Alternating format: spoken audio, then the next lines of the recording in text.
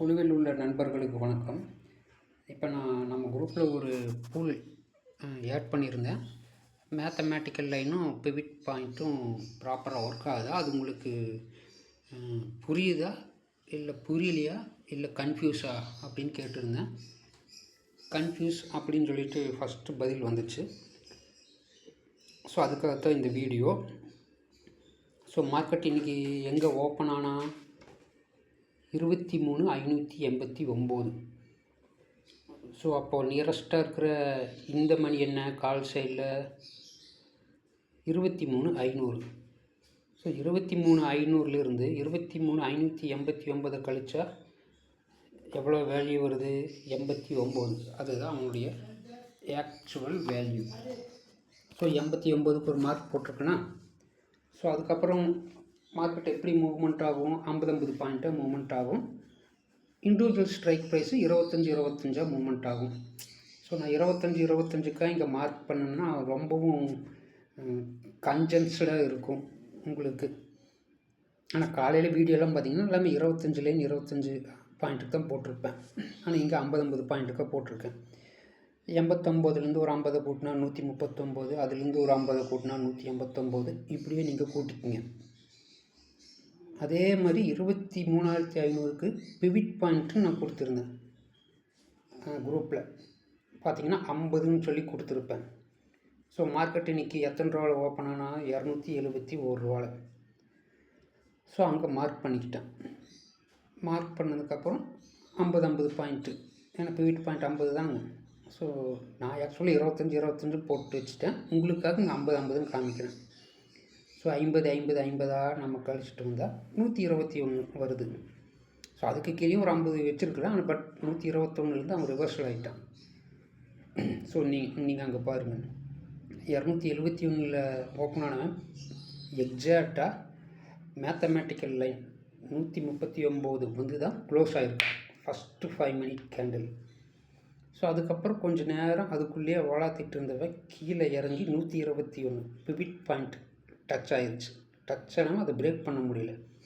Break பண்ணியிருந்தான் அவன் 89 ரூபாய்க்கு வந்திருப்பான். அவனால் பிரேக் பண்ண முடியல. அப்படியே மேலே ஏறினவன் 139ங்கிற மேத்தமேட்டிக்கல் லைனை பிரேக் பண்ணிடுச்சு. ஸோ நமக்கு டபுள் கன்ஃபர்மேஷன் கிடச்சிருச்சு. பிவிட் பாயிண்ட் 121க்கு மேலே போயிருச்சு. மேத்தமேட்டிக்கல் பாயிண்ட் 139 பிரேக் பண்ணிடுச்சு. அப்போ நீங்கள் ஒரு என்ட்ரி எடுத்திருந்தீங்கன்னா குறைஞ்சபட்சம் அடுத்த பிவிட் லைனான 171 அது வரைக்கும் நீங்கள் ஹோல்டு பண்ணியிருக்கலாம். ஸோ அங்கேயும் பிரேக் ஆகும்போது அப்படியே ஹோல்டு பண்ணியிருந்தீங்கன்னா 189க்கு போய் டச் ஆகிருக்கும். ஸோ நீங்கள் இங்கே கிராஃப் பார்த்திங்கனாவே தெரியும், மார்க்கெட்டு அந்த பிரேக் அவுட் பிவிட் பாயிண்ட் ஏரியாலையும் மேத்தமேட்டிக்கல் ஏரியாலையும் வந்து தான் கொஞ்சம் நேரம் கன்சாலிடேட் ஆகும். ஒன்ஸ் அவன் அந்த ரெண்டையும் பிரேக் பண்ணிட்டான்னா அடுத்து 50 பாயிண்ட் கேரண்டி. 50 இல்லைனாலும் 25 பாயிண்ட்டாவது கேரண்டி. ஸோ இவ்வளவு தான். ஸோ அதாவது பிவிட் பாயிண்ட் 50 இருந்தங்காட்டி 25, இதே பிவிட் பாயிண்ட் 35 இருந்தால் 17.5 பாயிண்ட்டு. ஸோ அந்த மாதிரி தான் கால்குலேஷன். ஆனால் மேத்தமேட்டிக்கலாக அது கண்டிப்பாக 25 பாயிண்ட்டு 50 பாயிண்ட்டுங்கிறது ரீச் ஆகிட்டே தான் இருக்கும். ஸோ இவ்வளோ தாங்க விஷயம். ஸோ பிவிட் பாயிண்ட்டை வச்சு தான் மார்க்கெட் ரன் ஆகுது. இதுக்கு மேலே எப்படி நான் தெளிவாக சொல்கிறேன்னு எனக்கு புரியல. இப்போ நீங்கள் இன்றைக்கி நிறைய யூடியூப்ஸ் எல்லாம் பார்ப்பீங்க. அவங்க எல்லாருமே பார்த்திங்கன்னா நிறைய கால்ஸ் கொடுப்பாங்க. பேசிக்காக ஒரு இதை வச்சுட்டு 23,500 தான்னா எடுங்க, 23,450க்கு மேலே போச்சுன்னா அது ஒரு ரெசிஸ்டண்ட்டாக இருக்கும், சப்போர்ட்டாக இருக்கும், எடுங்க பிடிங்கன்னு சொல்லுவாங்க. அது மேக்ஸிமம் ஒர்க் அவுட் ஆகும். ஆனால் யாருமே இண்டிவிஜுவல் ஸ்ட்ரைக் ப்ரைஸ் எவ்வளோ பாயிண்ட் மூமெண்ட் ஆகும் அப்படின்னு இது நாள் வரைக்கும் இந்தியாவில் எந்த ஒரு யூடியூப் சேனலும் சொன்னதில்லை. ஈவன் எப்பேற்பட்ட ஆளும் சொன்னதில்லை. நம்ம குரூப்பில் நம்ம தான் சொல்லிகிட்டு இருக்கிறோம், இந்த ஸ்ட்ரைக் ப்ரைஸ் இவ்வளோ பாயிண்ட் மூமெண்ட் ஆகணும். ஸோ புட்டுக்கு பார்த்திங்கன்னா நான் 37 ரூபா கொடுத்துருந்தேன், அது பிவிட் பாயிண்ட். ஸோ அவன் அந்த 37 தான் கிராஸ் ஆகி கீழே இப்போது 0க்கு வந்துட்டான்.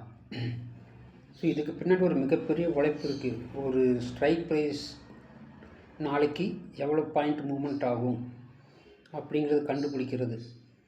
ஸோ இதை விட தெளிவாக எப்படி சொல்லி புரிய வைக்கிறதுன்னு எனக்கு தெரியல. உங்களுக்கு சந்தேகம் இருந்தால் மீண்டும் கேளுங்க. உங்களுக்கு புரிகிற வரைக்கும் நான் சொல்லி கொடுத்துட்டே இருக்கிறேன். ஏன்னா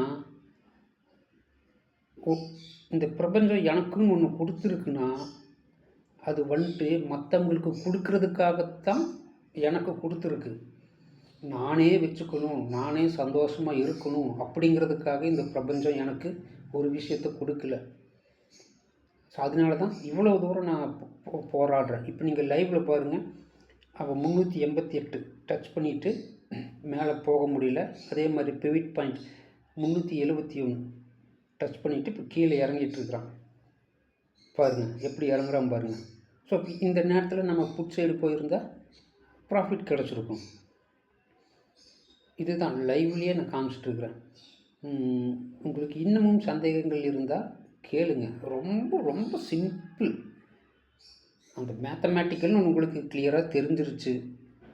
மார்க்கெட் எங்கே ஓப்பன் ஆகுது, அதுக்கு நியரஸ்டாக இருக்கிற காலில் ஒரு இந்த மணி, புட்டில் ஒரு இந்த மணி கழிச்சா என்ன வேல்யூ வருதோ அதுதான் ஏவரேஜ் ப்ரைஸ்னு தெரிஞ்சிருச்சு. ஸோ அந்த லைனை வரைஞ்சி அதுக்கு மேலே எங்கேயே 50 பாயிண்ட் போட்டுக்குங்க. அதே மாதிரி அந்த ஸ்ட்ரைக் ப்ரைஸுக்கான பிவிட் பாயிண்ட்னு ஒன்று நான் கொடுத்துருப்பேன்.